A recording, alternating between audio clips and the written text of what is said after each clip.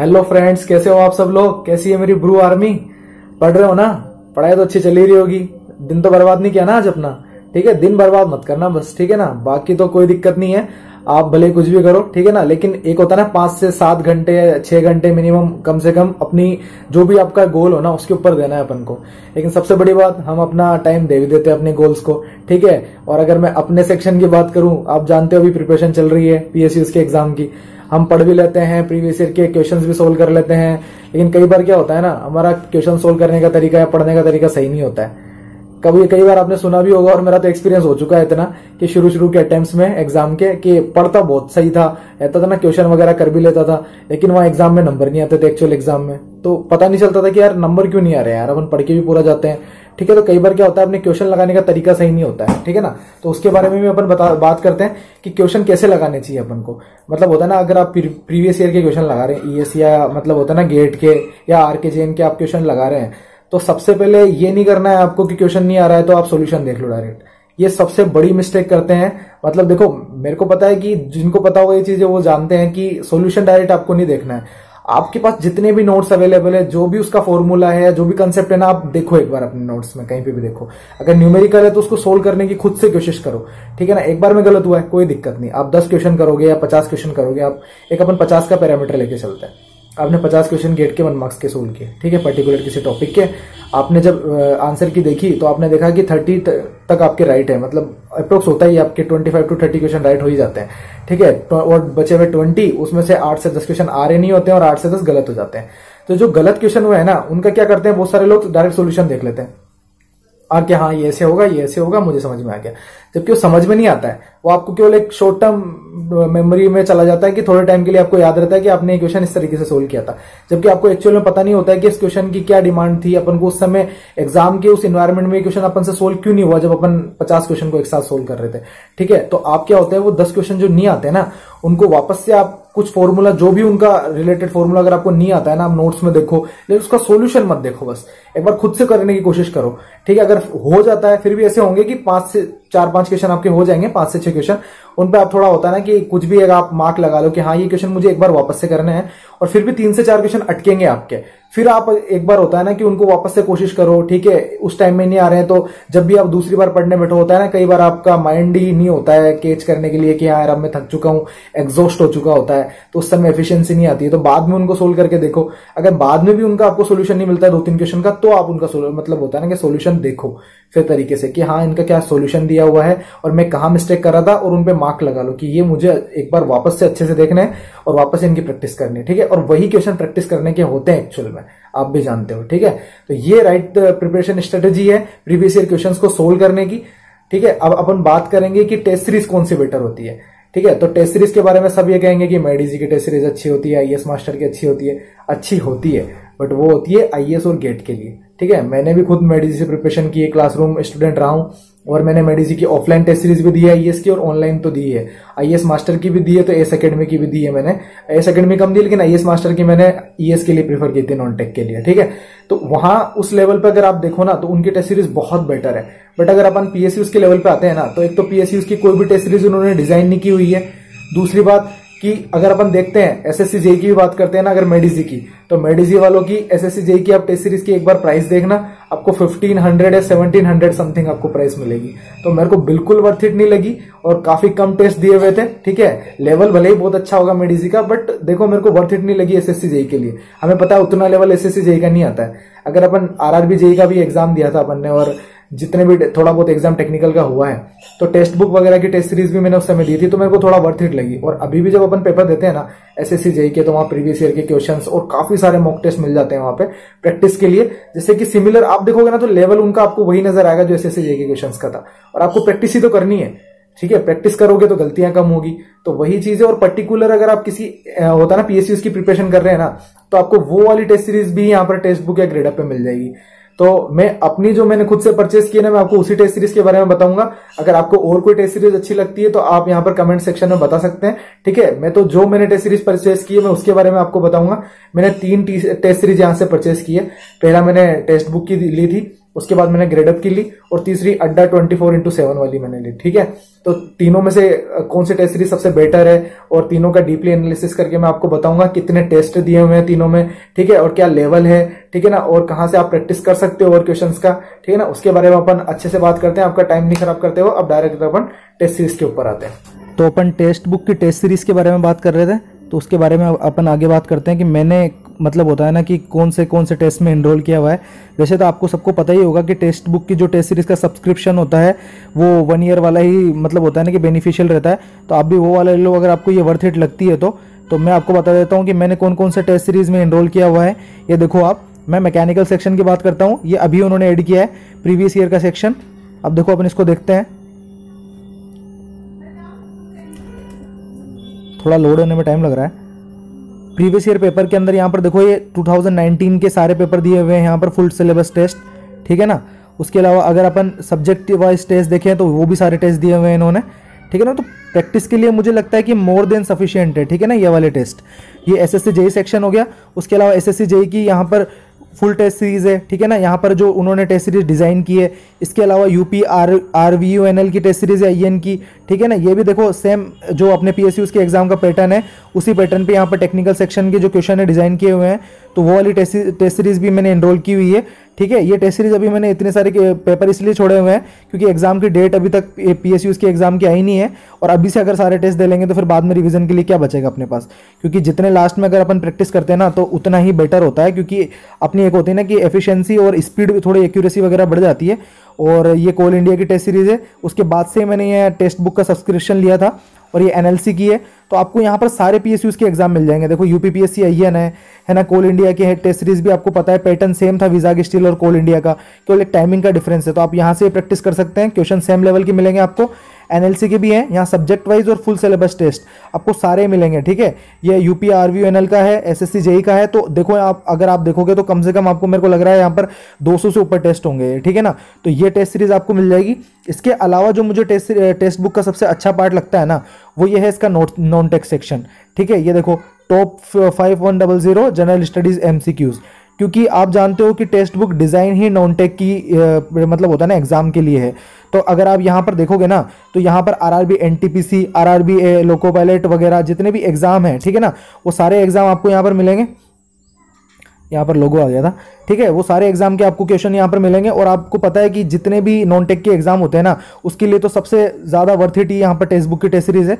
और यहाँ पर क्विजेज वगैरह, लाइव टेस्ट वगैरह आपको सारे मिल जाते हैं, प्रैक्टिस सेट वगैरह, GK करंट अफेयर वगैरह के, ठीक है ना। अगर आप प्रैक्टिस सेट, अगर आप वो होते हैं ना कि IBPS वगैरह के जितने भी RRB के एग्जाम होते हैं, मतलब बैंक PO के जितने भी एग्जाम होते हैं, ये सारे आप एप्टीट्यूड रीजनिंग के सारे क्वेश्चन सेट यहाँ से लगा सकते हैं, सारे प्रैक्टिस सेट यहाँ से मिल जाते हैं आपको। तो ये मुझे सबसे बेनिफिशियल लगता है। और भी अगर आप टेस्ट सीरीज में देखेंगे ना तो ये SSC CGL है, NTPC है, रेलवे ग्रुप D है, ठीक है, ALP है। तो इनके जितने भी टेस्ट के नॉन टेक का पोर्शन है वो तो हमारे काम का ही है, तो हमें वहाँ से एप्टीट्यूड के और अपने जनरल अवेयरनेस के क्वेश्चन की प्रैक्टिस कर लेनी है, ठीक है, या फिर उनको एक बार करके देख लेना है। क्योंकि सबसे ज़्यादा बेनिफिट मेरे को टेक्स्ट बुक की टेस्ट सीरीज का ये लगता है कि आप अगर सब्सक्रिप्शन लेते हो ना तो आपको मैकेनिकल के नहीं, आप किसी भी सेक्शन के पेपर दे सकते हो यहाँ पर। तो अपन को तो केवल उस सेक्शन का नॉन टेक के पेपर्स पे फोकस करना है, और अपने जो सेक्शन है मैकेनिकल के, अपन वहाँ पर टेक्निकल के पोर्शन पे यहाँ फोकस कर ही रहे हैं। SSC JEE वगैरह हो गया, कोल इंडिया हो गया, NLC हो गया, विजाग स्टील हो गया। तो ये पर्टिकुलरली मुझे अच्छा लगता है, ठीक है, ये टेक्स्ट बुक की टेस्ट सीरीज के बारे में। तो आप बताइए कमेंट सेक्शन के अंदर कि आपको टेक्स्ट बुक की टेस्ट सीरीज कैसे लगे, मतलब कितनी वर्थ इट लगती है। और आपने अगर टेक्स्ट बुक की टेस्ट सीरीज ले रखी है तो अपने कमेंट यहाँ पर और लोगों को बताइए, जिससे कि उनको भी लगे अगर ये वर्थ इट है तो उनको यहाँ पर इसका सब्सक्रिप्शन लेना चाहिए, ठीक है ना। देखो मेरा इसमें कोई फायदा नहीं है, मैं तो केवल आपको एक गाइडेंस दे रहा हूँ कि मैंने टेस्ट सीरीज ली हुई है, मुझे इसमें कोई फायदा होने वाला है नहीं, ठीक है। मैं तो आपको बता रहा हूँ कि अगर आप लोगे तो आपको इतने सारे यहाँ पर पेपर मिल जाएंगे। इसके अलावा भी काफ़ी सारी टेस्ट सीरीज है, उसके बारे में अपन बात करेंगे। ये ग्रेड अप की टेस्ट सीरीज है, ठीक है। तो ग्रेड अप की टेस्ट सीरीज के बारे में अपन बात करते हैं।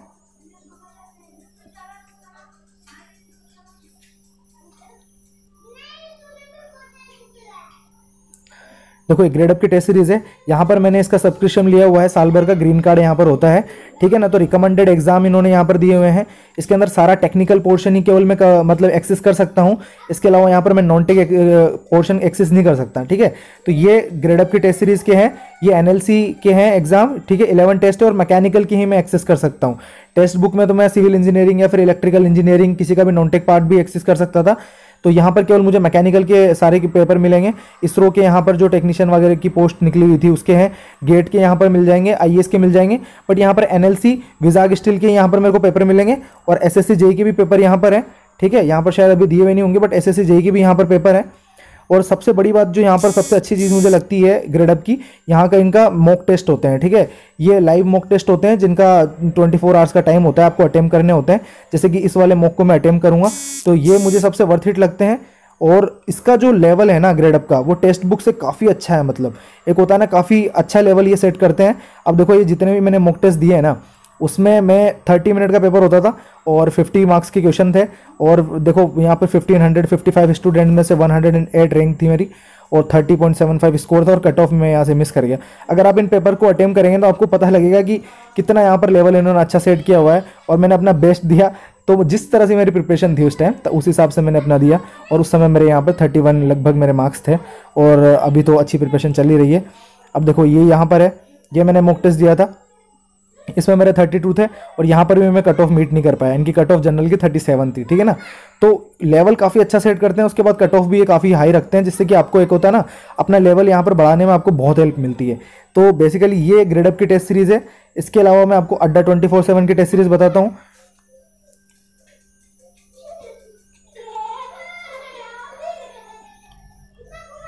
ठीक है, मैंने यहाँ पर एनएलसी और एसएससी जेई की टेस्ट सीरीज ले रखी है। तो अगर आप एसएससी जेई की टेस्ट सीरीज देखेंगे ना, ये देखो मैंने एक पेपर दिया भी है, तो एक पेपर में मेरे 136 मार्क्स थे और सेकंड रैंक थी इसके अंदर मेरी। यहाँ पर आपको सबसे बड़ा जो ड्रॉबैक मिलेगा वो ये है कि यहाँ पर स्टूडेंट बहुत ज़्यादा एनरोल नहीं है ना। ये देखो यहाँ पर इन्होंने एनालिसिस किया करके दिया हुआ है और ये फर्स्ट रैंकर के मार्क्स है। लेवल अड्डा 24/7 का भी ग्रेड अप की तरह ही है, काफ़ी अच्छा लेवल है। मतलब जो एक्चुअल एग्जाम होता है ना, उससे काफ़ी बढ़िया लेवल है इनका। मतलब एक्चुअल एग्जाम से भी ज़्यादा टफ लेवल होता है इनका एसएससी जेई का, जो मैंने पेपर दिया था, इसलिए 136 मार्क्स है। अगर एक्चुअल लेवल वाले अपन बात करें तो वहाँ पर तो मतलब इतने टफ क्वेश्चन नहीं आते हैं। और इसके अंदर जो टेस्ट हैं वो शायद यहाँ देखिए, यहाँ पे टेक्निकल के 10 टेस्ट हैं, उसके अलावा करंट अफेयर और नॉन टेक के टेस्ट हैं यहाँ पे। तो ये तो एसएससी जेई का है। इसके अलावा एनएलसी की भी यहाँ पर टेस्ट है जो मैंने ले रखी थी, तो एनएलसी की भी यहाँ पर 10 मॉक टेस्ट हैं। तो ये अभी मैं जब एनएलसी की जब भी यहाँ पर एग्जाम डेट रिलीज होगी उसके बाद मैं एनएलसी के सारे टेस्ट प्रैक्टिस करूँगा। तो ये तीनों टेस्ट सीरीज मैंने आपसे डिस्कस करी, ठीक है ना। जितनी मैंने आपको एनालिसिस करके, जितना मैंने परचेस किया हुआ है, जितना मैंने एनालिसिस किया हुआ है, उस बेसिस पे मैंने आपको बताया, ठीक है, कौन से टेस्ट सीरीज का क्या ड्रॉबैक है। देखो सबसे बढ़िया टेस्ट सीरीज अगर मेरे को, अगर तीनों टेस्ट सीरीज में आप पूछो ना, तो टेक्स्ट बुक की लगी, क्योंकि टेक्स्ट बुक में आपको नॉन टेक सेक्शन भी कवर करने को मिल जाता है और टेक्निकल की भी बहुत सारे प्रैक्टिस मॉक टेस्ट पेपर है। और अगर आप मतलब जितना अभी टेक्स्ट बुक ने दिया हुआ है ना, अगर मुझे पता होता है कि इतना सेक्शन अब इन्होंने बढ़ा दिए हैं टेक्स्ट बुक वालों ने, टेस्ट मॉक टेस्ट वगैरह, पहले इतने टेस्ट नहीं थे इस पर, अगर इतना मुझे पहले से पता होता तो शायद मुझे दूसरी टेस्ट सीरीज लेने की जरूरत ही नहीं पड़ती। तो अभी तो देखो ले ली है, तो इसकी प्रैक्टिस भी करनी पड़ेगी। तो अभी इतना सफिशिएंट टाइम है कि मैं सारी प्रैक्टिस कर सकता हूं। तो ये मैंने 3 टेस्ट सीरीज परचेस की है, तो मैं पहले नंबर पे टेक्स्ट बुक को रखूंगा और दूसरे नंबर पे मैं यहाँ ग्रेड अप को रखूंगा, क्योंकि लेवल काफी अच्छा है। भले यहाँ पर बहुत सारे मॉक टेस्ट उन्होंने नहीं दिया हूं, लेकिन लेवल एक काफी अच्छा लेवल है। एक्चुअल एग्जाम से ज्यादा ही लेवल उन्होंने रखा है, जिससे कि हमें ना एक अगर पेपर, अगर अनसर्टेनिटी हो जाती है पेपर में, काफी अच्छा लेवल आ जाता है, तो यहाँ पर ग्रेड अप का टेस्ट सीरीज बहुत बेनिफिशियल रहेगी। और तीसरे नंबर पे मैं अड्डा 24/7 को रखूंगा, क्योंकि वहां पर स्टूडेंट इतने नहीं है, लेवल अच्छा है, बट वहां पर हमें देखो मेन तो कंपटीशन मैटर करता है, कि जहां पर कंपटीशन हमें पता लगे कि हम कहां स्टैंड कर रहे हैं। बाकी तो टेस्ट सीरीज कोई सी भी आप परचेस करो, सब बेनिफिशियल है, ठीक है ना। तो ये बेसिकली टेस्ट सीरीज के बारे में मैंने आपको बताया था। तो अभी मैंने आपसे सारी टेस्ट सीरीज के पूरा एनालिसिस किया, आपको सारा मैंने बताया कि क्या क्या मॉक टेस्ट है सारी टेस्ट सीरीज में, ठीक है। और मैंने आपको कंपैरिजन भी बताया किसमें क्या बेनिफिट्स है, किसमें क्या ड्रॉबैक्स हैं। देखो टेस्ट सीरीज ज्यादा खरीदो उससे कोई मतलब नहीं है।